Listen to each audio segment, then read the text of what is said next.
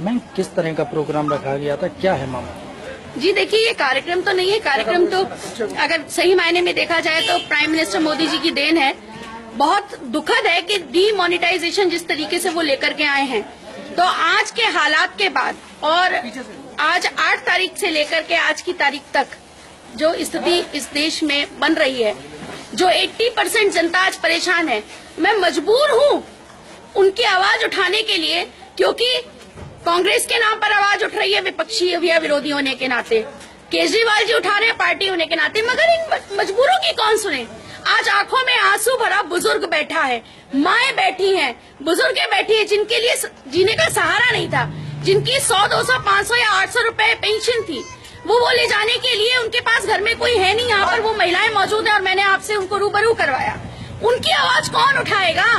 उनके लिए कौन लेके आएगा? मोदी जी आज इतने स्वार्थी क्यों हो गए? आज हिंदुत्व तो भूल गए।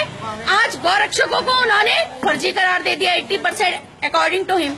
हिंदुओं की जब शादियां शुरू हुई उससे जस्ट पहले आपने डिमोनेटाइजेशन को आप लेकर के आ गए।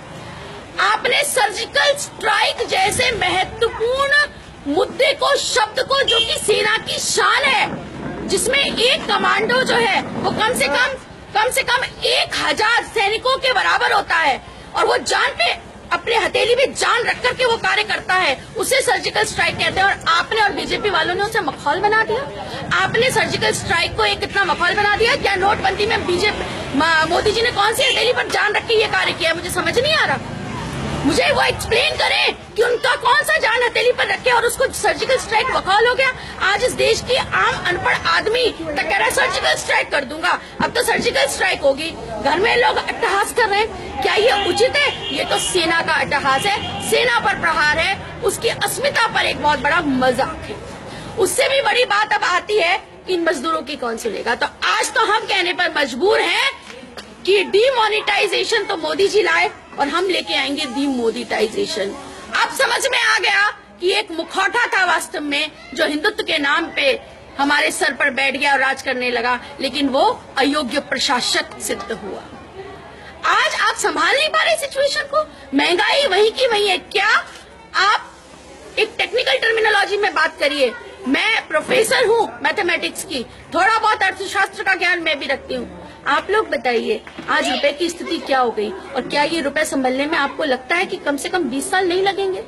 आप जिस देश को डेवलपिंग से डेवलप्ड की बात करते थे, आपने उसे 20 साल पीछे खदेड़ दिया।